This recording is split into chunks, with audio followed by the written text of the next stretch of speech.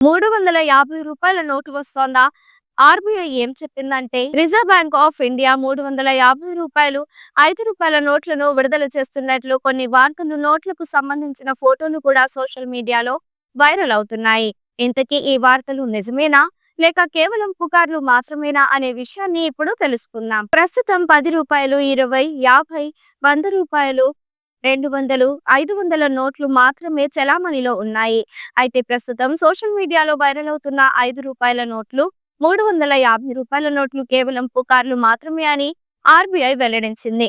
3 ఏళ్ల క్రితం కూడా ఇలాంటి ఫోటోలే నెట్టింట్లో వైరల్ అయ్యాయి. అవే ఇప్పుడు మరోసారి తెర మీదకు వచ్చినట్లు చెబుతున్నారు. 2016 డీమానిటైజేషన్ తరువాత పాత 500, రూ. 1000 నోట్లను ఆర్‌బీఐ రద్దు చేసింది. ఆ తర్వాత కొత్తగా 500, 2000 నోట్లను ప్రవేశపెట్టింది.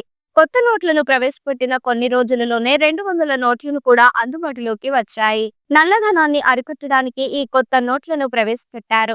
2023లో ఆర్‌బీఐ పెద్ద నోట్ల ఉపసంహరణ ప్రక్రియను ప్రారంభించింది. ప్రజల వద్ద ఉన్న 2000 నోట్లను బ్యాంకులలో ఇచ్చేయాలని ఆదేశించింది.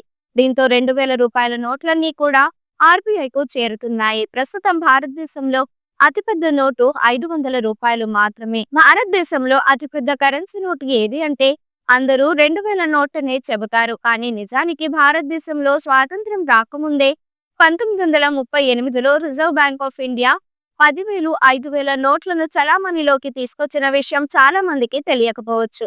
రిజర్వ్ బ్యాంక్ ఆఫ్ ఇండియా భారతదేశంలో ప్రవేశపెట్టిన 10,000 నోటు అతిపెద్ద డినామినేషన్ గా నిలిచింది. వీటిని ఎక్కువగా వ్యాపారులు అధిక విలువ లావాదేవీల కోసం ఉపయోగించారు.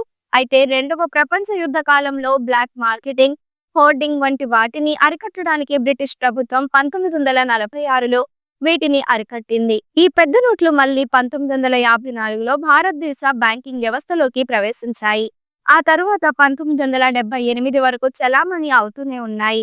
ఆ తర్వాత 1978లో మొరార్జీ దేశాయ్ నేతృత్వంలోని ప్రభుత్వం ఆర్థిక అవకతవకలను పరిష్కరించడంలో భాగంగానే 5,000 నోట్లతో పాటు 10,000 నోట్లను రద్దు చేయాలని నిర్ణయించింది.